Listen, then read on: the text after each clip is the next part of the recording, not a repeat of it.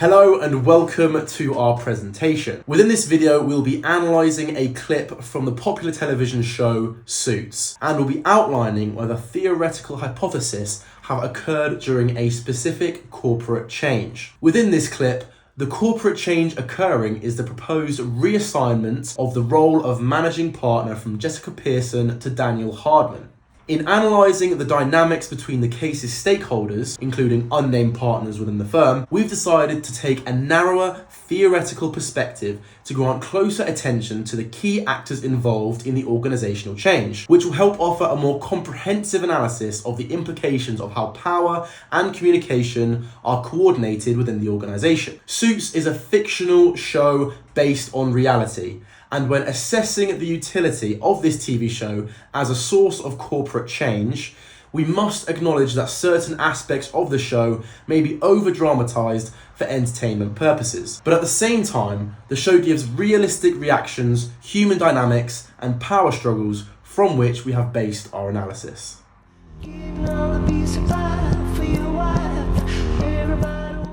Now, before we dive into the theoretical analysis, we will firstly provide a succinct summary of this Suits clip in order to give some context. Pearson Spector Litt is a law firm with a managing director known as Jessica Pearson and numerous other senior partners such as Harvey Specter and Lewis Litt. After a long controversial history with the firm, Daniel Hardman, who is currently not a part of the firm, is attempting a hostile takeover by offering to share a client worth billions with the law firm if they allow him back into the company. Jessica, Harvey, and Lewis know that this is an attempt to regain control of the firm. However, with this client having the potential to line the pockets of all of the senior partners, many of them are swayed by this offer and want Jessica to accept. This causes two sides to emerge between the senior partners into those that back Jessica to remain as managing partner and those that back Daniel. And since the senior partners can vote as to who should be the managing director, Jessica's position is at risk. There are many instances within this 10-minute clip where theory covered in our lectures is on display, as each party is using different tactics in order to secure votes.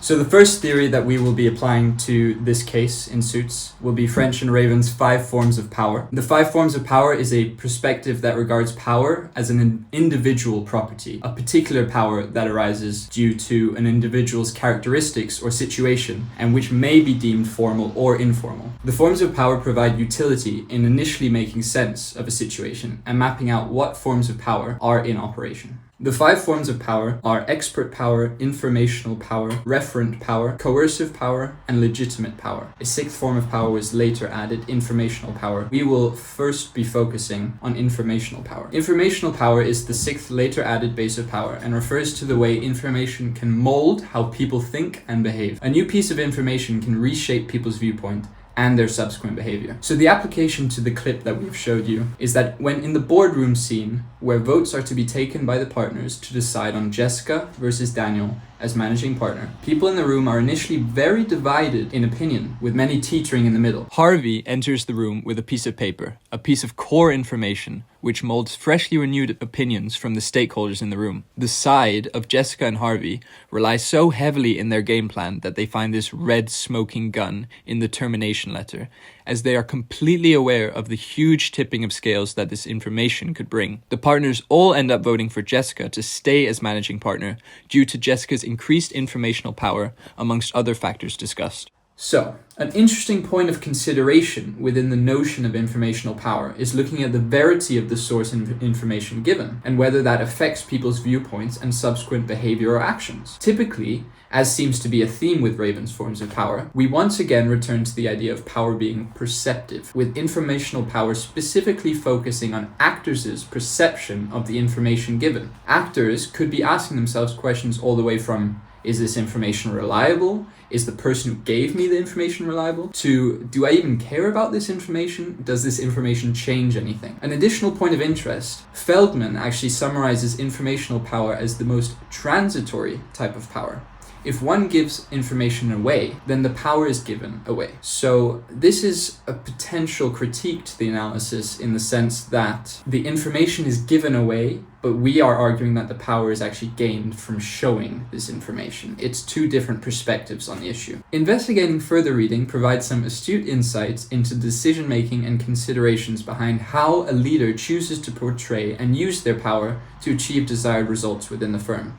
Kovac 2020 tells us that employee motivation can be altered based on the type of power his or her supervisor exhibits, emphasizing the need for a leader's power to be exhibited optimally, especially relevant in a high-stress, top-of-the-top atmosphere such as Jessica Pearson's New York law firm. Payton 2019 goes on to distinguish between soft and hard power as two main approaches, with hard power mainly being reward, coercive, legitimate power, and soft power tending towards expert, referent, and informational power. They state that overall we found that leaders' use of hard power relates to higher levels of suboptimal motivational outlooks in followers, while leaders' use of power is connected to higher levels of optimal motivational outlooks in followers. Followers' motivational outlooks were also related to their intentions to perform favorably for their organizations. So the last point here is key to the case throughout, as all actors recognize that at the end of the day, people will want to perform for their organizations, but usually only for a leader they believe in. If this is the case, motivational outlook skyrockets. The implications of this mean that leaders in the real world organizations need to have a deep and sometimes personal understanding of their employees and teams and their motivation levels alongside their perception of the leader's power. Depending on these factors, the leader must determine how to portray and use their forms of power to achieve results. Moving on to our second point of focus, referent power, an informal type of power, is based upon the perception of the leader. If someone is likable, others are more likely to go along with what they are suggesting other people to do. So in the case, Harvey turned up last minute to a meeting with new information against Hardman and gives a personal appraisal to Jessica's leadership and management style, saying things like she sees everyone at the firm not as employees, not even as friends. We're family. And because Harvey is excellent at his job and is a highly admired lawyer, he displayed referent power by swaying the voters to unanimously choose for Jessica. At this crucial point in the scene, just before the vote is to take place, the voting power between Jessica and Hardman is really kind of split, but Harvey Specter provided new information, the termination letter, that illuminated the significant wrongdoings of Hardman, thus diminishing his reputation and his case for replacing Jessica. In response to Harvey's revelation and recommendation for Jessica, the other actors, or the directors, unanimously decided to vote for Jessica. A strong case can be made that due to Harvey being so well admired and respected within the company, his referent power was influential enough to actually sway the votes without anybody even checking the validity of his evidence, because people were so quick to take his side due to the positive perception that the other directors had of him. However, a criticism of referent power as a theory is the issue of cause and effect, insofar that one cannot necessarily determine whether an individual is liked and admired because they are perceived to already have power and influence, which could benefit other people, or whether in fact individuals gain power for already being liked and respected